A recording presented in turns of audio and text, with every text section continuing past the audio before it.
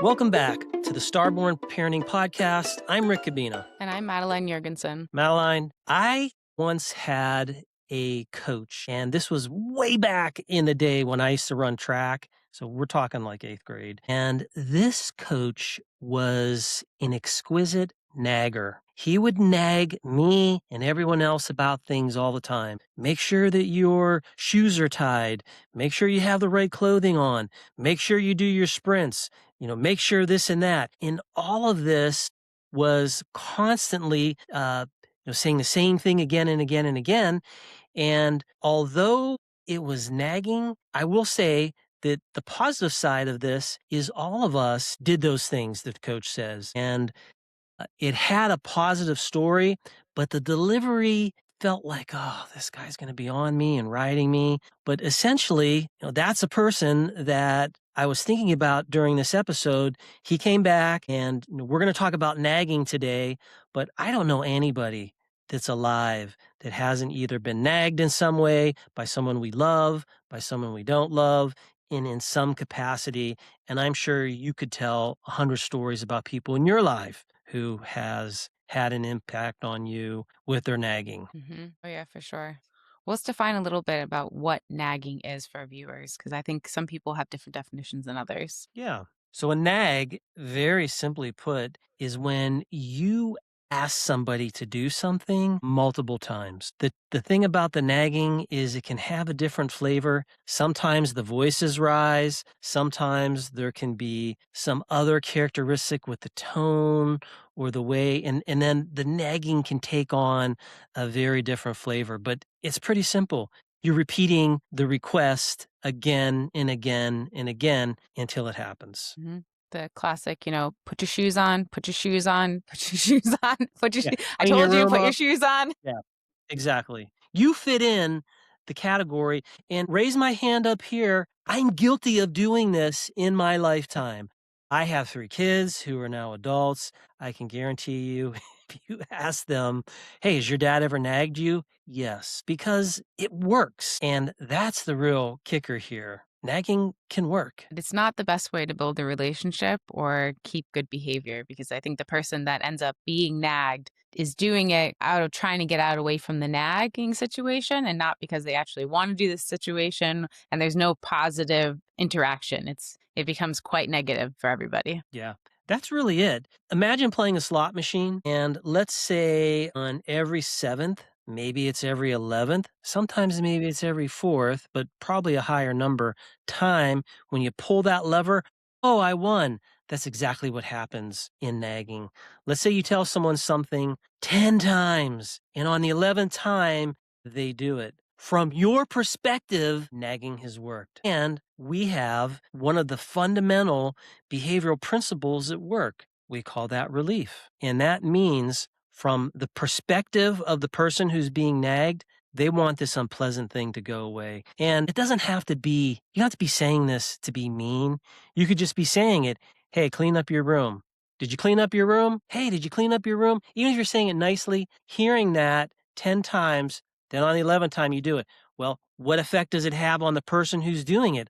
From their perspective, their behavior has just been rewarded. If you do this again and again, and that's the thing with rewards. You don't have to do something and the behavior just happens immediately. The behavior reward happens. The stronger that relationship happens, like if again, let's take slot machines. If you pull that thing 15 times or 20 times and then something really big happens, that can maintain your behavior, and then you're just going to keep doing it again, again, again. Well, it's a powerful response there. The slot machine idea is that it might not happen the first time, second time, third time, but then when it does, it goes in our mind as, oh, it works, and we're going to keep doing it. Think back to what you said just a little bit when you're talking about relationships. There is a famous animal trainer. One of the things I've done is a lot of animal training. I'm an amateur animal trainer, and I've been around professional animal trainers. And one of the pros, one of the big people in the field, his name is Steve Martin, not the comedian guy, Steve Martin, but the animal trainer, Steve Martin. And he has this really great analogy about a trust bank. And the idea with the trust bank is if you do something positive with an animal, then that builds in the trust. So let's say you deliver a reward, positive. Let's say you do something that rewards that animal's behavior, like you pet it or whatever.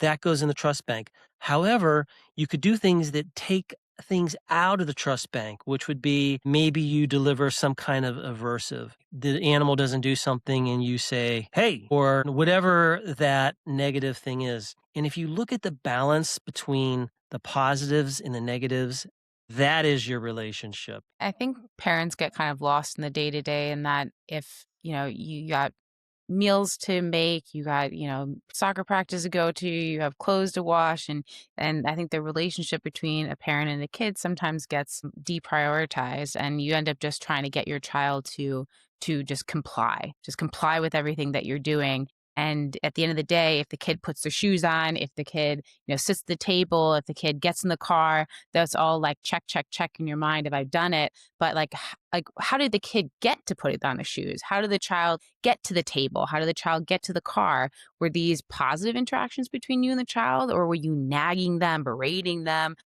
Just and then it's just negative, negative, negative energy the whole day through. And maybe the kid has complied the whole way, but you're not adding to that trust bank idea. It really matters. That relationship matters so much because if you do give a couple instructions, depending on that relationship, the way it lands, it's going to be different. If this is someone Mhm. that's got your back, someone that you have a positive relationship with, you could probably tell somebody to do something 3 or 4 times, and they're not going to be like, that is annoying. However, if you have a relationship that you have more negatives to the positives, then all of those interactions are going to be tinged with like, not again. This person's asking me to do this again. And that is something that we want to avoid. I like to think about like those people who are listening to us who are new to behavior science. Like we talked a few episodes back about the behavior loops. It is astounding to learn that something happens before a behavior, you have a behavior, and then something happens after the behavior. And you learn that some of these things that happen after the behavior can make that behavior go up or make it go down. Just that insight alone is incredibly powerful. However, what very few people do in the field is think about this in the aggregate. I like to think about a batting average. So, for those of you who maybe this is a poor analogy to use, but in baseball, if you're familiar with that, batting average is how many times when you're pitched, how many times do you get a hit? If you're batting 300, that means roughly every 3 opportunities, 1 time you're getting a hit, 2 times you're not. So imagine this average we have with people in a relationship. How many times are you positive with that person? And if you're not positive with that person, then let's say you're indifferent and you are missing opportunities where you could have been positive. And then there's the negative side. You can imagine that these numbers all add up, and these numbers are going to dictate the type of relationship that you have with the person. No one wants to be around someone that is nagging for 2 encounters. In 1 encounter, they're Mhm. positive. I mean, just think about that. Yeah. Parenting is tough. And keeping in mind that there is this kind of trust bank going on with each of your children, I think is important because we're going to mess up as parents. We're going to nag. We're Yes. going to raise our voices. And your kids are much more forgiving in those moments if you have a lot of trust built up with them, a lot of positive interactions, because it's like, well, this is a one off. But if you're neutral or negative with your child and then you go really negative, you have nothing left in the bank for the child to kind of like to cushion that blow. And I mean, I use this with my husband as well. My husband and I are cognizant of like behavioral tactics. He's not a behaviorist, he's a physicist, but it's kind of fun because he gets to kind of learn my field, I learn his. But we use this in our own relationship in that, when you have little kids, you can get very like just you're constantly asking your partner to do something. Can you pick this up? Can you do this? Take the kids here, put these dishes away, fill the bottle over here. And you never give these positive interactions. And your relationship can really deteriorate over time if you're not cognizant of this. So like I always try to think of, okay, for every like one correction or request, I try to give 2 positives or something. And it becomes first when you start doing this, it feels kind of manufactured because it's like, great job packing the lunch, or like the house looks really clean, like, you cleaned it. but over time, it becomes much more natural, and I think it's with the kids as well. Once your kid starts doing something, giving them little bits of reinforcement and positive praise throughout the day really, really goes a long way. I think about my interactions with my grandkids, and whenever I'm around them, what kind of goofy face can I make? How can I tickle them? Can I get on the floor and play games with them? All of these things really matter because you're building up this positive rapport.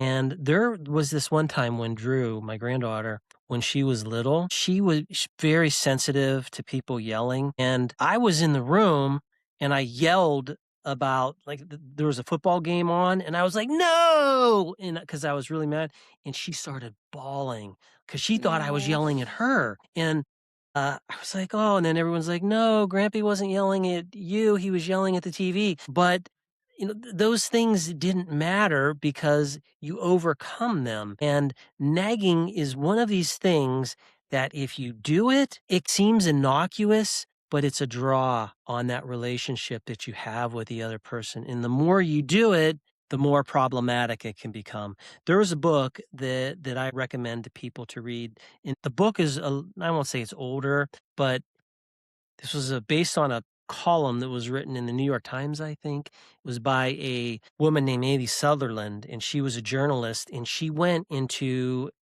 working with these animal trainers, and she was at SeaWorld, and she wrote this post that went viral. So back in the day when news media were really more elevated, this went viral, was a big thing. So she wrote a book about it, and the book is really small, and it's called What Shamu Taught Me About Life, Love, and Marriage. Of course, this was written before the time all the abuses and the things came up with, like all those documentaries with SeaWorld. Nevertheless, she learned from these animal trainers, and she talked about her husband in this book. And she says, and this is her words, she said, "I was a big fat nagger." And she talks how he would come home. Like, this is one thing. He would come home from traveling and he would just leave his suitcases in wherever they were. And she'd be like, "Hey, put your suitcases away. Hey, put your suitcases away." And she realizes that this wasn't working. It wasn't a positive dynamic between her and her husband. So she did what animal trainers do. And animal trainers, like if you've had a dog, if any of you have had pets, you could nag at that dog or nag at your cat.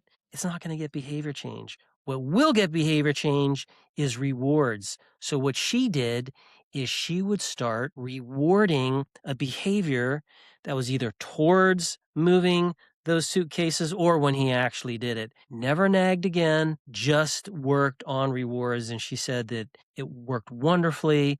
It strengthened their marriage and it was just a positive thing. She wasn't worrying about it. He was happy. And this is the power of behavior science right there. Mhm. I love that. I mean, such a good story. We think about all these relationships with our kids and our loved ones, and I mean, don't we all just want more positive relationships? Yes. And I don't think we realize how much that of our own actions go into making those things positive or negative throughout the day. I mean, our family, we try to start. My husband's really sensitive with when he wakes up, he wants something positive. Like if because I tend to wake up before him because he stays awake a little bit later than me because he for the kids and everything. And if I wake up and I enter, the first thing I say to is something like a complaint or something, like even not to even towards him, but just something in general, he gets so sour about it.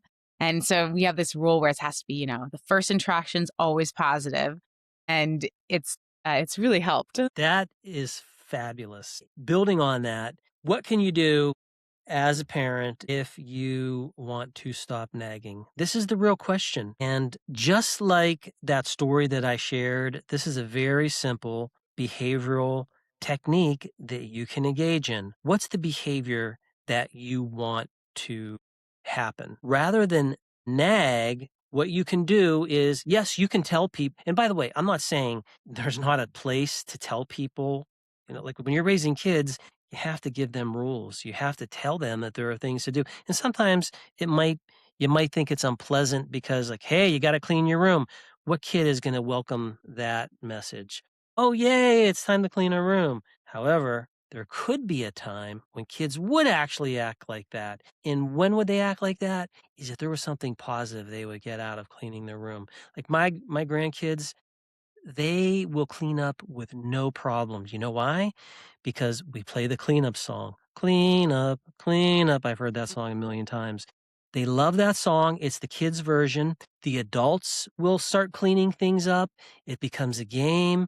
And now they're learning responsibility, but there's something positive. There's a reward that's being built in. And then when it's done, we all cheer. And Aw. this is a way to turn it around. So, how can you either just figure out of rewarding this, whatever this behavior is, or maybe what you do is maybe you think of a way to reward steps to doing that if it's not something that's easy where like in the cleanup, hey, you got this thing that's over here, you got to put it over here.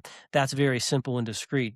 But there could be something that has multiple steps, which you might have to handle that a little bit differently. Yeah, I think even and looking back at what does the nag actually look like? What does the request look like? Because if you're yelling from the kitchen to go do something, the kid might not hear you. And so the first nag for you is maybe not even heard by the kid. So it's like, does a child hear that first request? Is it stated as a request and not just like a complaint? If you walk in the room and say, "Oh, it's really messy in here," to you, that might be like, "Oh, I asked my kids to clean up," or "I asked my husband to clean up." But in reality, you're just stating a statement of what you see. So it's better to say, pick up your toys or pick up this or put the Legos in the bin, something very like discreet and specific. And then also is the timing fair is something that I think about a lot is if my kid is deep in focus on one task, our family really prioritizes focus. So we try not to interrupt our kids if they are focused on something because it typically, doesn't last super long. So we kind of like, we try to keep that time sacred. But so if she's really focused on building this Lego thing, and maybe I could wait a couple minutes before asking her to do something. So kind of being fair about that both ways is, is it really the best time to ask? Every one of those is major. I think a lot about going back to what you said about just making a complaint. Wow, it is really dirty in here. If you say that, the idea behind it is you're displeased with something, and the people around you, because of your relationship, they don't want you displeased. Therefore, they're going to do this behavior. That is the dynamic there, but little kids, they're not thinking about that. Like you as an Mhm. adult could get that, but kids, you have to be very explicit and doesn't hurt to be kind when you're delivering these. And as you mentioned too, the timing, that's another like what would you do if your kid has to go to bed and they're really focused? What's something you could do if bedtime is at 8 and it's 7:55 and they're focused? For us, we're okay pushing the time a little bit. We have time for bedtime. We have time zones, like ranges. We don't have Mm, specific at 8 o'clock they have to go because we found that when you become really rigid with a 2 year old, you're gonna break before the 2 year old breaks. So yeah. we have ranges where we kind of start the whole bedtime routine, lights getting low, we put the baby to bed. So there's cues for her. So if she's really focused at 7:55, I'll probably sit down with her. So if she's super engaged, I'll sit down with her and do some parallel play to kind of get her a little bit more open to becoming less focused. So it's not instead of it's just her focused on the toy in front of her, she can get very focused. It'll be, oh, now mom's sitting with me. Now we're playing together. And then I can slowly kind of pull her out of her focus without being like, hey, it's time to go to bed. Let's go. And she's like, wait, what? What's going on? So that's kind of our technique is we come into their world, play with them a little bit. That adds to that building that trust, all these positive interactions. Oh, wow, really cool tower. You made it super high. Like, oh, and you chose some yellow blocks and some red blocks. Oh, so neat. And, then we kind of, and then as she starts pairing more with us as the parent, then it's like, okay, like time for teething, like brushing teeth, let's go. And then she's much more fluid to move instead of trying to do these like quick breaks. You nailed two techniques there. Number one is the flexibility. Oftentimes, when you have a rule and you think about enforcing the rule in a very rigid way, what are you doing? Mhm. It's a power dynamic. I said Yeah. bedtime is 8 o'clock, and you are going to be in bed at 8 o'clock. If you're flexible about these things, does it really matter if the kid goes to bed 5 minutes later? Like, sure, if I can imagine some people might say, "Well, if I give them 5 more minutes, they might push it to 10 minutes, and the next thing you know, they're going to bed at 9." Within reason, right? All of these Mhm. things are reasonable, and you, as the adult, could pick up on that, and you would be able to detect that pattern. But being flexible, number 1, so that it's not this showdown and this power dynamic, that's number 1. But number 2, essentially what you're doing is you're redirecting the child, so they're Mhm. engaged in this one little thing, and we'll talk a lot more about just like I see this a lot. Redirection is a super easy way to get kids to do something else. Even when they're upset, people use redirection. But we'll talk about that later. But that is a second thing that you can do, which is redirection. A third thing could be just do some preventative things like, hey, it's getting close to bedtime. Want to give you a heads up. They can keep doing it. Oh, hey, it's getting a little bit closer to bedtime. Like having those preventative things can then help because kids don't have a very good sense of time, especially when we're talking about the young ones. So those are 3 things that you can do that can help, depending on the situation, steer the behavior into a productive path versus going down this other path, which is gonna be withdrawing from the trust bank. Mhm. Yeah.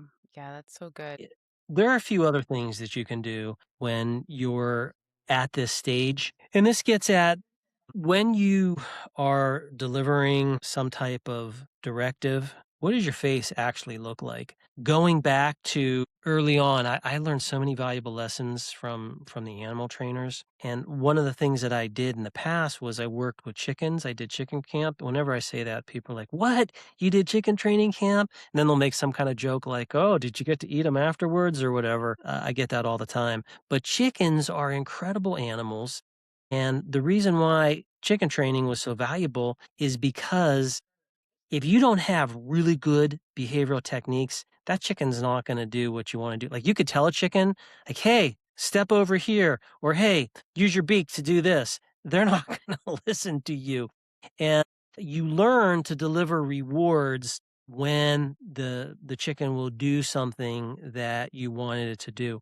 And you have this little cup that has these little pellets in it, and guess what? Chickens like to eat pellets. So what you do is when the chicken does something you want, you click this button, it goes click, and then you put this thing in front of it. It's like a little cup, and the chicken pecks in it. But the valuable lesson that the animal trainers taught us is when you hold that, you put it right here, don't make any facial expressions because believe it or not, chickens will pick up on your expressions.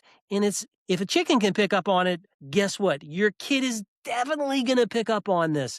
So if you have a stern look or if you're angry or if you're disgusted for whatever reason, whatever that look is, and again, this doesn't necessarily have to be because you're disgusted of your child, just because of, like my instance, something you're watching on TV. That is going to get paired with the request, and it can have a very negative impact. So, having a blank face or being neutral is very important when you're giving these requests, commands, directives, whatever you want to call it, for a child to do something. Mhm. That's so true. I used to train like behavior analysts working with clients, and that was something we always had work on. Especially, I was working with a lot of undergraduate students, and there were some kids that would. I remember this one girl. She would always start each request with, "Can you just?" And it's like, okay, let's work on this a little bit because it's like she's already annoyed. And the kid hasn't even done anything. Yeah, delivery matters. The other thing that I alluded to earlier, which we could talk about, is if you have one behavior and then you reward that behavior, great. But what about something that might be more complicated? Some kids have a chore like cleaning the dishes or cleaning up after a meal. What are all the steps that are involved in cleaning up after the meal? Well, maybe you get the plates and you take them, and then you take them either to a dishwasher or maybe you take them to the sink, and then you have to rinse them off, and then you put them in the dishwasher. There could be multiple steps that need to happen. It's very challenging to just let someone do all of those and then deliver the reward at the end. So what would be the first thing that you could in this scenario, reward? Small steps along the way. So maybe picking up the plates, moving them to the dishwasher, Boom, like the boom. first indication that they're doing the right thing. So if my daughter even moves towards putting on her shoes, like walking to the shoe area, it's like, oh, look at you, you're walking to the shoe area. Great job. It's like really little steps along the way. And then she's like, oh, cool, we're doing this. It's fun now. And what will happen is kids just crave attention and approval. Like as parents, that is such a major thing for kids. Like Hmm. we know this in our field with behavior science. We know how powerful attention is. It is just so powerful. I can't emphasize it enough. And these little kids, and even not just little kids, teenagers, like it never goes away. And we have these relationships with these people in our lives, and the way they respond to us with attention is very powerful. So, like you said, if children really want that attention and you are using that in a way where, okay, let's help them, let's be positive, that first little step, then after a while when they're doing it, then what's the next bigger step that you could pick? So you said with your daughter's shoes, it's like walking towards that. And now after she can walk towards it, you can just wait till she's there, and then when Hmm. she's there, that's when you deliver it. And then next thing you know, she's putting on her shoes. And after a while, it just becomes like kids will shift from having someone reward something externally to, I like to put my shoes on because I like to run outside. And none of Hmm. us need our parents telling us how to dress in the morning. We do it for other reasons. And that's the shift that we need to make for being good parents. Hmm. Yeah, that's so true. And one of the other things with that can help is giving them options. And so, for instance, my child puts all of her laundry away into her little like clothes buggies, and sometimes she's more happy to do this than others. And but what I've learned is that there's some items that she prefers to put away more than others. Like she just got potty trained, so she's very proud of her underwear. And so if I ask her to put her underwear away, she's like, "Oh yeah, of course I'll put my underwear away." And then once she does that, then she's more willing to put her shirts and her pants away. And so starting giving instead of maybe just having one thing that they're supposed to do, having kind of like an assortment or an options, or maybe I just lay out all the clothes and say, all right, which one do you want to put away first? And then she can put one away first instead of making this like a binary either she's doing it or not. They can kind of quote unquote like non comply by doing something else, instead of it just being like exactly what you want to do. So it's that whole flexibility thing I think is really important. Well, for those who are listeners, if you would like to interact with us and tell us what are some challenging issues you've had around this nagging issue, if you're on YouTube, feel free to drop something in the comments below. If you're on our website, go into the forum and have a conversation with us because we would love to hear. Like you could do this as a homework assignment.